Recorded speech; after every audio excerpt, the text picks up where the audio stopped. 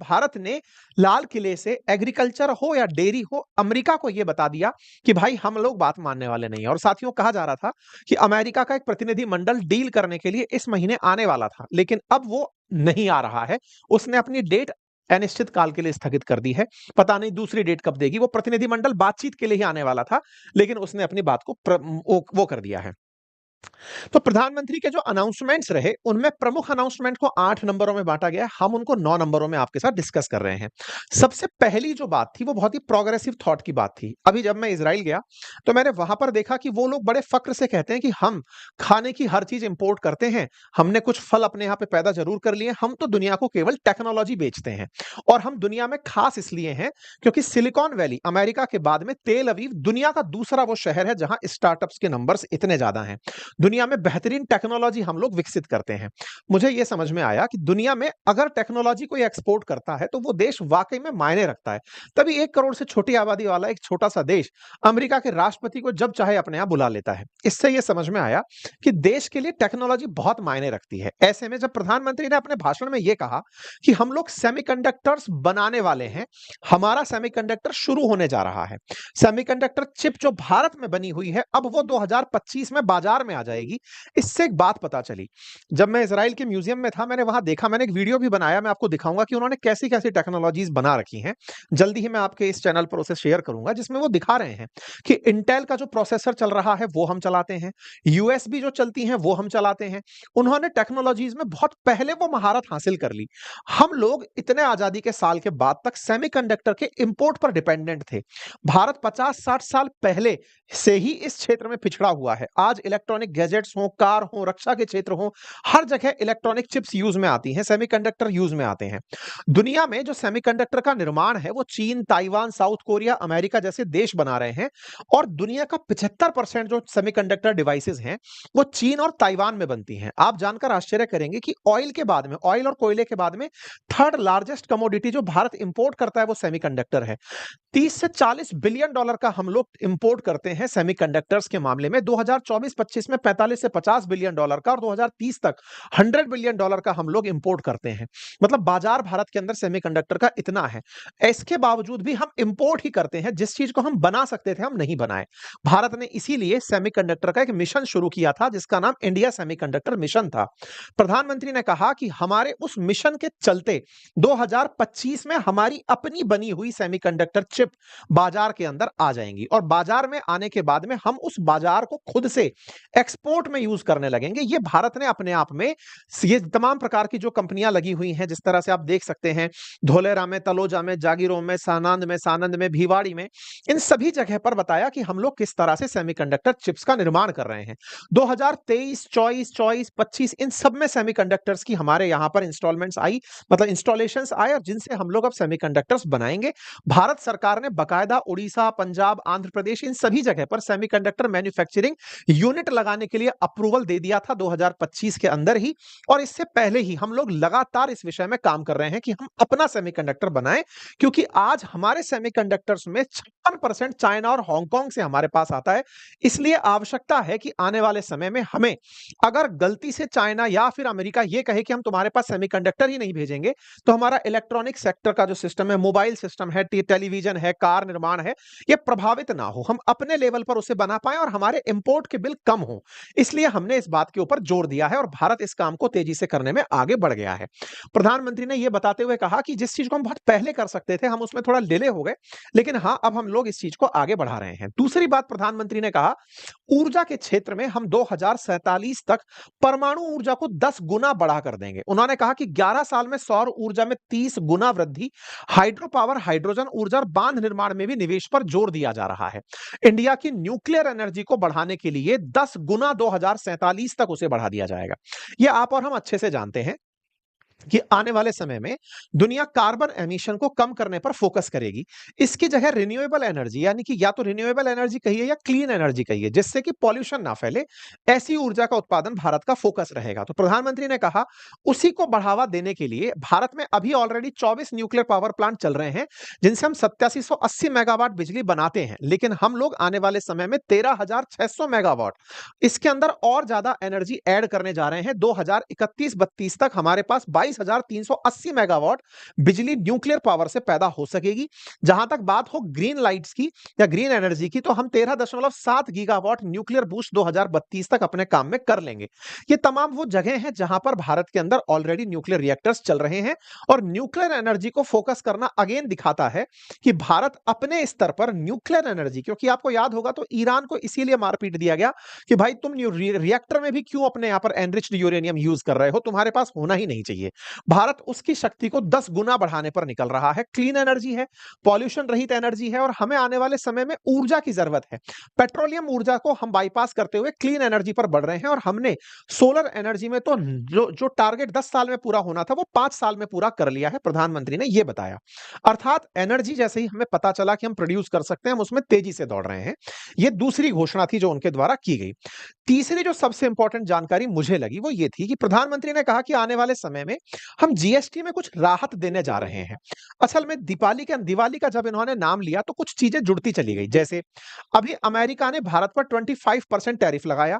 25% tariff इसलिए लगाया कि हम रूस से तेल खरीदते हैं, हमारे ऊपर टैरिफ लगेगा तो निश्चित ही भारत का एक्सपोर्ट बाधित होगा। एक्सपोर्ट बाधित होगा तो कुछ चीजें, हमारे देश में आने वाली मुद्रा कम हो जाएगी, और तो और हमारे देश के अंदर महंगाई भी बढ़ सकती है। महंगाई क्यों बढ़ सकती है? क्योंकि कहीं ना कहीं हमारे पास अगर बाहर से धन नहीं आएगा तो वो कंपनी अंदर से सोखेंगी, तमाम प्रकार की असुविधाएं उत्पन्न हो सकती हैं। इसी को ध्यान में रखते हुए अर्थव्यवस्था को कैसे बूस्ट किया जाए, जीएसटी रिफॉर्म की प्रधानमंत्री ने जिक्र कर दिया। कहा कि 8 साल से हम जीएसटी चला रहे हैं, एक देश एक कर, जिसमें कई स्लैब चल रहे हैं, 5%, 12%, 18%, 28%। हम उन स्लैब्स को कम करने पर विचार कर रहे हैं। मतलब उन्होंने इनडायरेक्ट हिंट दिया कि हम जीएसटी में बड़ा काम करने जा रहे हैं। हालांकि उसके बाद में न्यूज बाजार में आने लग गई कि अब हमारे देश के अंदर जल्दी ही 2 ही स्लैब रह जाएंगे, 12% वाला और 5% वाला। अर्थात जीएसटी के स्लैब में कटौती की घोषणा आने वाले समय में हो सकती है।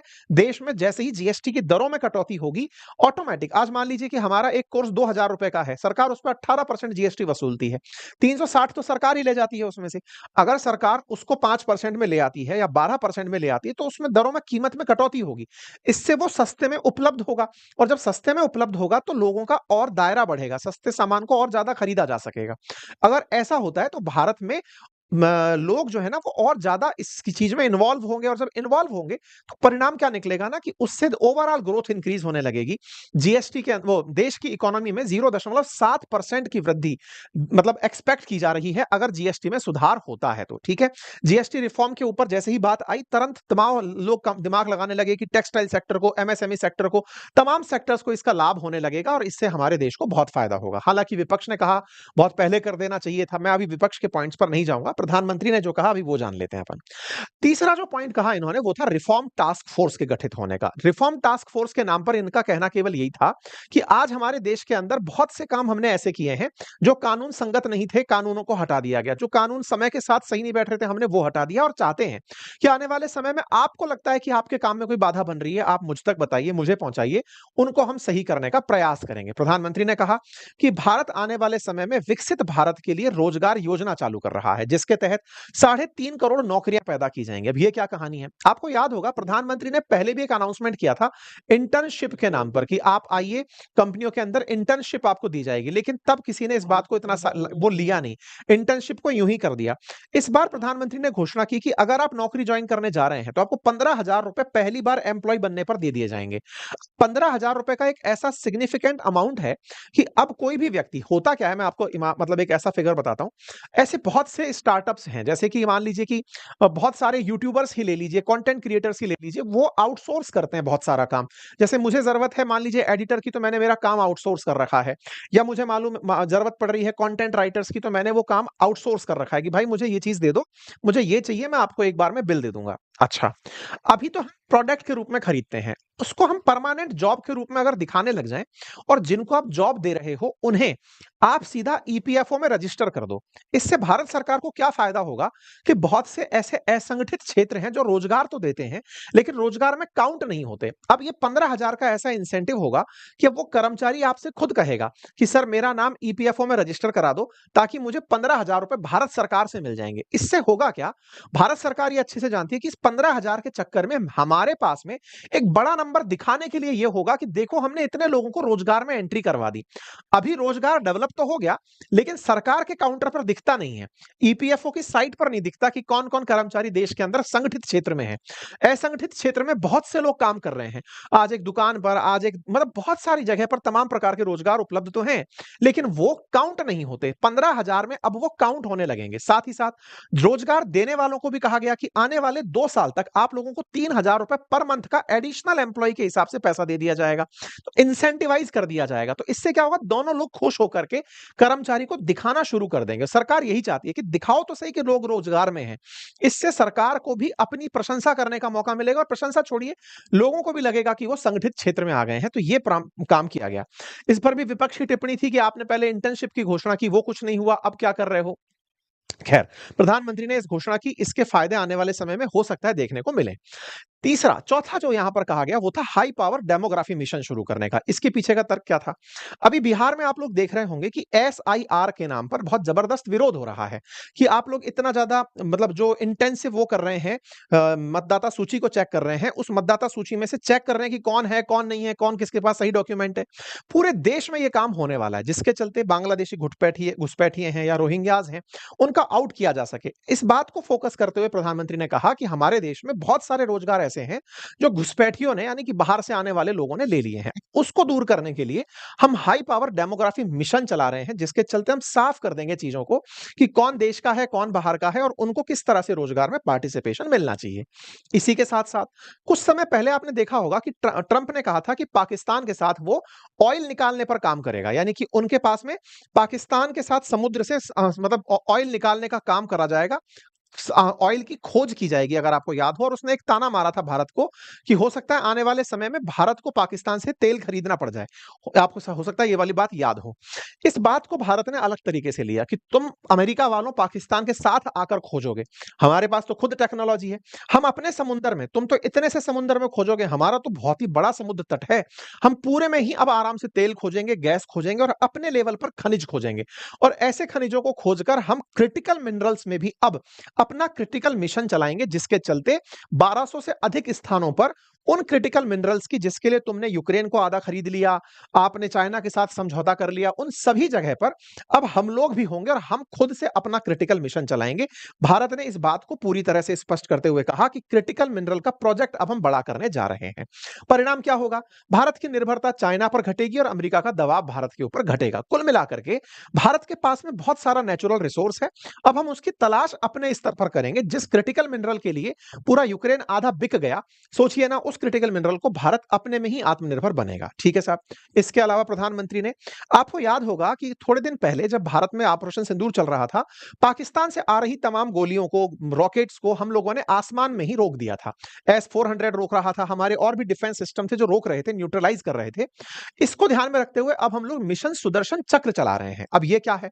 आपको याद होगा अमेरिका ने कुछ समय पहले एक अनाउंसमेंट किया था, और वो ये था कि हम लोग मिशन गोल्डन डोम बना रहे हैं, जिसके तहत होगा क्या कि अमेरिका पर कोई भी मिसाइल आकर के टिके तो अमेरिका का नुकसान ना हो।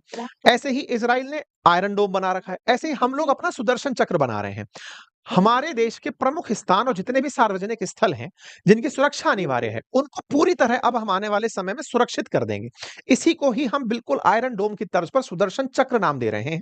और ये सुदर्शन चक्र एयर, लैंड और सी पर हमारी सुरक्षा तैनात करेगा, और 2035 तक भारत के प्रमुख क्षेत्र जो हैं वो कवर हो जाएंगे, जिसमें प्रोजेक्ट कुशा जो है वो भी मतलब शामिल किया जाएगा। प्रोजेक्ट कुशा के तहत स्वदेशी रूप से हम ऐसी मिसाइल बनाएंगे जो मिसाइल को ही हिट करने के काम आए, जिसमें डीआरडीओ और बेल मिलकर के काम करेंगे।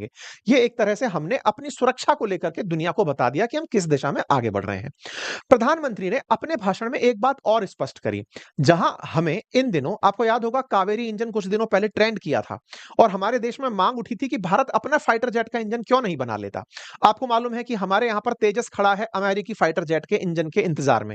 जीई वाले इंजन पहुंचाने में देरी कर रहे हैं, हमारा तेजस तैयार होकर नहीं आ रहा है। ऐसे में प्रधानमंत्री ने जोर दिया कि हमारे देश में जब यूपीआई जैसी चीज बनाई जा सकती है, टेक्नोलॉजी टेक्नोलॉजी में हम जब इतना सक्षम हैं, हमारी वजह से दुनिया को टेक्नोलॉजी मिलती है, हम अपना इंजन क्यों नहीं बना सकते? इस बात को जोर देते हुए प्रधानमंत्री ने खुद से डिफेंस में आत्मनिर्भर होने के लिए कहा कि हम अपना जेट बनाएंगे, हम अपना इंजन बनाएंगे। और साथियों, दुनिया में केवल 4 ही देश ऐसे हैं जिनके पास में अपना जेट बनाने की क्षमता है, यानी कि पावर, वो इंजन बनाने की क्षमता है। और भारत इस दिशा में विचार करके अगेन दुनिया को यह बता रहा है कि हम आपके हाथ की कठपुतली बनने वाले नहीं हैं। हमारे लक्ष्य स्पष्ट हैं। 2047 तक अगर हमें विकसित बनना है तो हमें डिफेंस सेक्टर के अंदर सुदर्शन भी रखना पड़ेगा, तो हमारा फाइटर जेट का इंजन भी हमारा अपना होगा। सेमीकंडक्टर जिससे तकनीकी चलती है, डिफेंस चलता है, वो भी हमारा अपना होगा।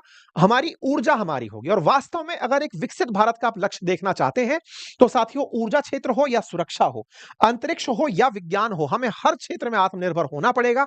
इस बात को प्रधानमंत्री ने लाल किले की प्राचीर से जब कहा, सबको दिमाग में चेहरा इसी व्यक्ति का आ रहा था। सेमीकंडक्टर के नाम पर इन्हीं का कि बेटा तुम उड़ते ही इसलिए हो क्योंकि तुम्हारे एनवीडिया, इंटेल जैसी कंपनियां काम करती हैं। चाहे फिर डिफेंस की बात हो, तुम्हारे पास में पावर फाइटर जेट्स हैं, तुम्हारे पास में डिफेंस सिस्टम है, हम अपना बनाएंगे। और हमने आत्मनिर्भरता को इसी तरह से उनके सामने रखा। ठीक है साहब, कुल मिलाकर के हमने दुनिया की निर्भरता को कम करने की बात करते हुए कहा कि हम स्वदेशी ना केवल अपनाएंगे बल्कि स्वदेशी का बोर्ड भी गर्व से लगाएंगे। दुकानों से कहा कि आप स्वदेशी को इस तरह अपनाइए और उसका प्रचार करिए कि हम स्वदेशी अपनाते हैं। यह स्वाभाविक सी बात है कि आज भारत का बाजार दुनिया के हर देश को चाहिए। अगर हम अपने बाजार को ही अपनी तरह से यूज करने लग गए तो निश्चित ही हम लोग भारतीय होने के साथ साथ भारत को आत्मनिर्भर बनाने में बहुत तेजी से आगे ले जाएंगे। इसका एक मायना स्पष्ट था और वो ये कि हम टैरिफ के मामले में अमेरिका से नेगोशिएशन करने वाले नहीं हैं। अगर रूस किसी भी तरह से अमेरिका के झांसे में आता भी है तो अमेरिका के जो भी प्रभाव होंगे, हम अपने टैरिफों की वजह से अपने प्रोडक्ट्स के अंदर आम जनता को उसका असर ना पड़े, जीएसटी भले ही घटा देंगे ताकि जनता को कीमतें बढ़ी हुई ना मिले और हम उसको आसानी से हैंडल करके निकल जाएं। प्रधानमंत्री के इन भाषण का यह बड़ा सार निकलता है। मैं पहले यह सेशन नहीं कर पाया था अपनी व्यस्तताओं और यात्रा के चलते, फिलहाल मैंने यह सेशन किया। आपको जानकारी पसंद आई हो तो आप अपने साथियों से इसे अवश्य साझा करिएगा। बाकी आप क्या विचारते हैं जरूर कमेंट बॉक्स में बताइएगा। फिलहाल के लिए इतना ही, बहुत बहुत धन्यवाद।